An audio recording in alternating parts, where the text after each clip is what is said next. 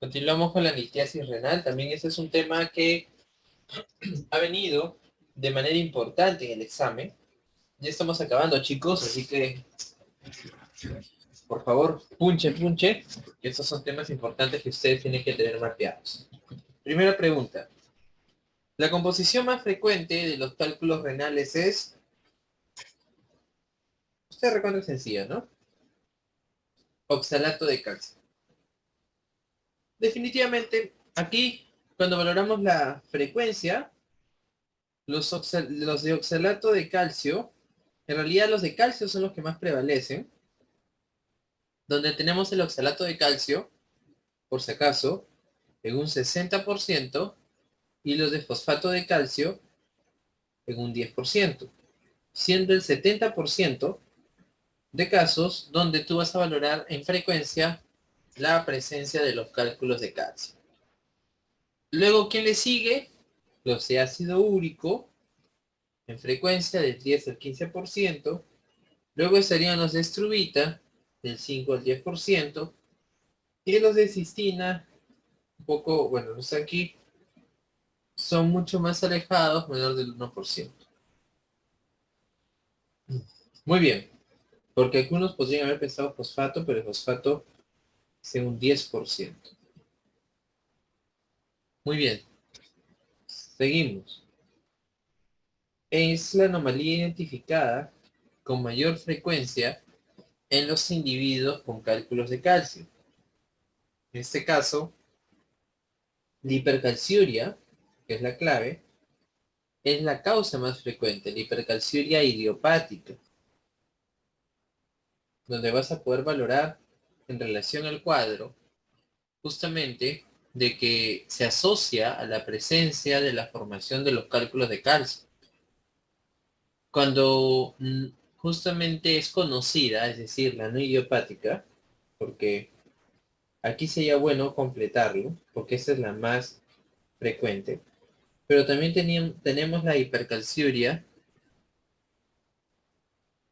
no idiopática, donde la causa más frecuente va a ser, por si acaso, el hiperparatiroidismo.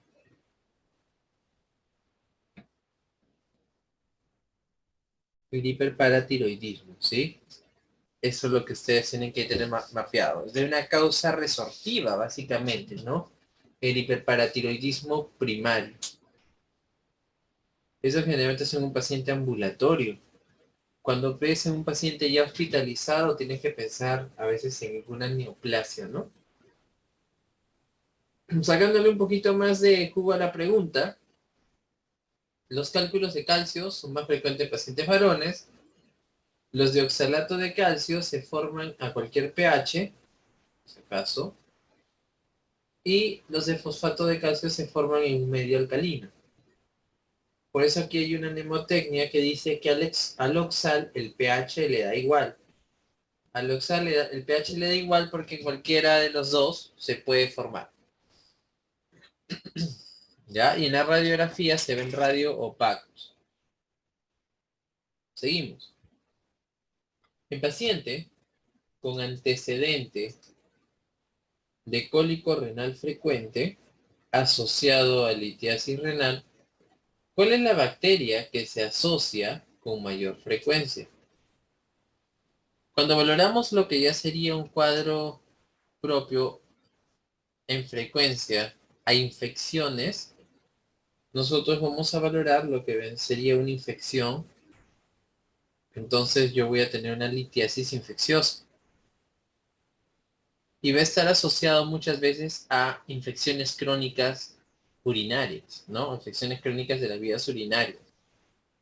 Las litiasis infectivas generalmente se deben a qué?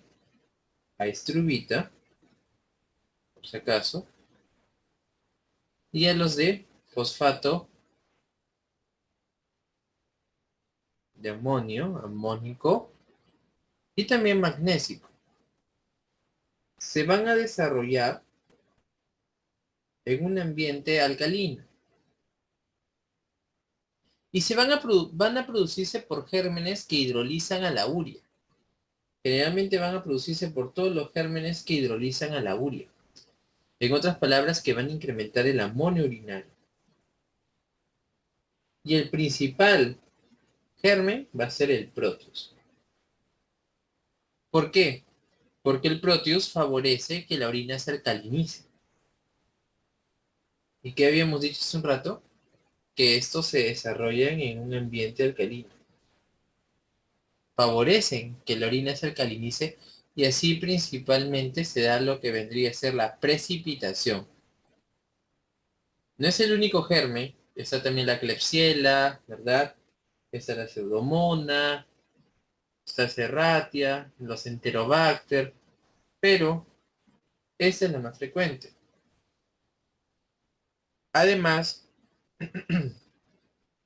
frente a los otros, tienes que tener un antecedente que sería la presencia de cuerpos extraños, por ejemplo, sondas vesicales, suturas, etcétera, que te ayuden a pensar lo que vendría a ser una infección dada. Pero si no, eso es lo que vas a tener mapeado. Siguiente pregunta, que es el examen de NAM del 2020. Mujer de 56 años ingresa a emergencia por dolor intenso, hematuria y fiebre. En antecedentes tiene infección urinaria a repetición, lo que acabamos de conversar hace un ratito. Al examen, el puño de percusión lumbar de este derecho positivo y la renoureteral también. Tiene varios urocultivos donde se valora Proteus positivo. Y al uroten se puede evidenciar lo que sería una litiasis coraliforme en riñón derecho. Muy bien. ¿Cuál es la composición probable de cálculo renal? Asociado a lo que hemos conversado hace menos de 5 minutos, lo que vas a tener en consideración aquí son a los cálculos de estrubita. Muy bien. Magnesio también, estrubita. Esos son los que... ¿Cuáles son las palabras claves? Proteus. ¿Cuál es la palabra clave? Infección. ¿Cuál es la palabra clave aquí? La composición dada a las características del mismo cálculo. Es un cálculo coraliforme. Siguiente pregunta. Mujer de 45 años con diagnóstico desde hace 2 semanas, de nuevo, de litiasis ureteral distal de 1.5 centímetros de diámetro. Interesante, aquí ya valoramos la parte del uréter, ¿no? Y frente al mismo tenemos que tener algunas consideraciones respecto a los diámetros y características. Dice que tiene un dolor intermitente de gran intensidad que no cede con analgésicos. ¿Cuál de los siguientes actitudes terapéuticas es la más recomendable? Entonces, cuando valoramos aquí esa pregunta, lo que te está queriendo decir es la eliminación de los cálculos. Eso es el objetivo de esa pregunta. Tienes que aquí tener mapeado una cosa. Tenemos la pelvis, o cálices, y vamos a tener el ureter. Entonces, cuando tenemos el nivel de los pelvis o cálices, tenemos dos puntos de referencia, que sea menor de 2 centímetros o mayor de 2. Si es menor de 2, vas a hacer una litotrix extracorpórea.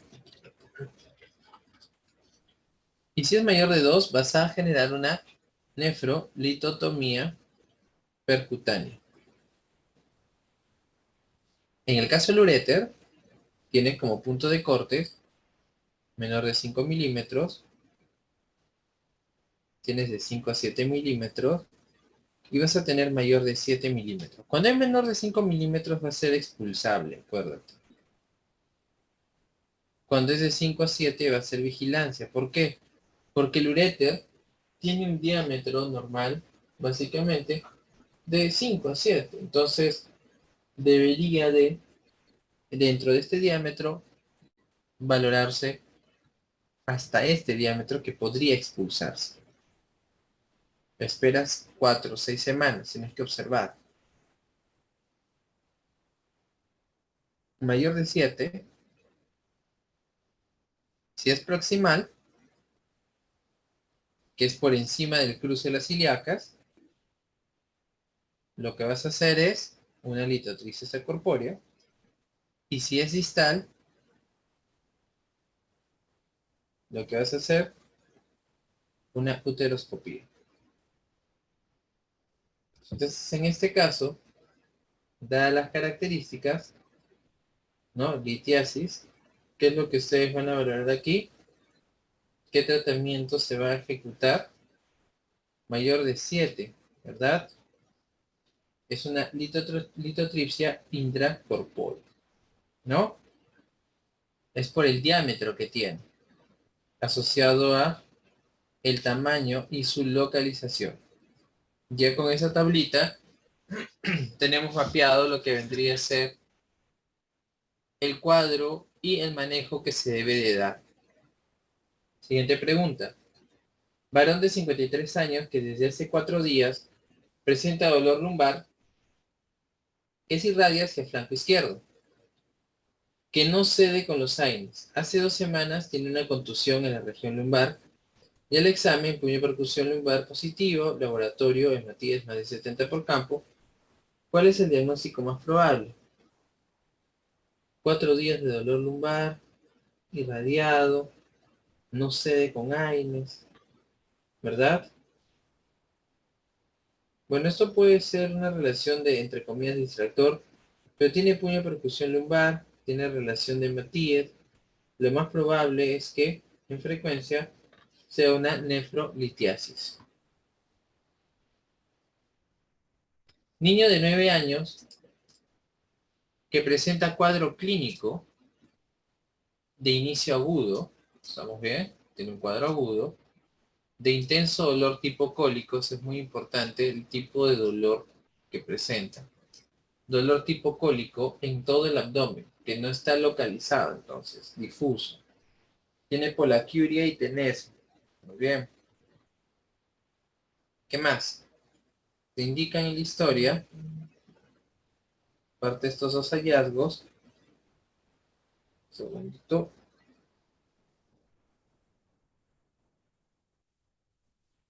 Muy bien, aparte de esos dos hallazgos, se dice que no tiene fiebre y que tiene en sedimento de orina muestras de hematíes abundantes por campo. ¿Cuál es el diagnóstico más probable? Es un niño, cuadro clínico, un dolor abdominal difuso. Cuando ustedes recuerden que presenta dolor tipo cólico difuso, con sintomatología propia,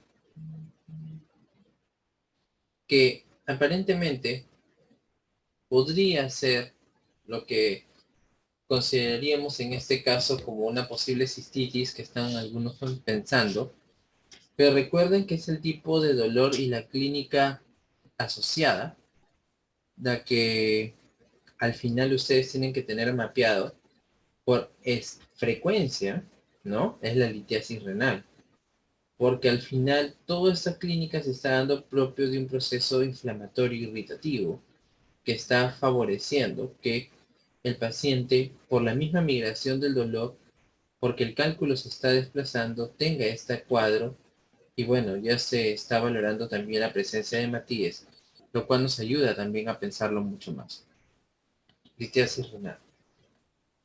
Siguiente. Varón de 40 años que acude a consulta por dolor lumbar derecho, que tiene tipo cólico de hace 2 meses de evolución, y en ocasiones tiene intenso dolor que se irradia a los genitales. Eso también es típico de un cuadro de litiasis, la relación de la irradiación. Tiene un examen, un puño percusión positivo derecho, un punto reno lateral medio y alto derecho positivo. ¿Cuál sería el medio diagnóstico para imágenes para poder identificar el origen, ¿no? Primero acá entienden que tú también estás pensando en una litiasis. Quizás está spoileado por lo que dice aquí, pero recuerden que igual la clínica que te está mostrando el caso, que esto ha venido en ENAM, en esos últimos 2 ENAM, miren, en realidad es típico de un cuadro de litiasis. Es la clínica característica. Ahora te están preguntando sobre el método diagnóstico, que es sencillo también, ¿no? Es el UROTEM sin contraste, ¿no? La tomografía. Esa es la prueba de elección, es el gol estándar. Recuerden, también aquí tengo mapeado, que si te preguntan en relación a la prueba que tú podrías solicitar de manera más rápida, más pronta y te puede ayudar, la radiografía y o también lo que sería en ese caso la ecografía, ¿no? Por la accesibilidad, lo cual no quiere decir que sea el gol estándar, ¿no? El gol estándar es respecto a lo que hemos mencionado pronto, ¿ya? Muy bien, seguimos.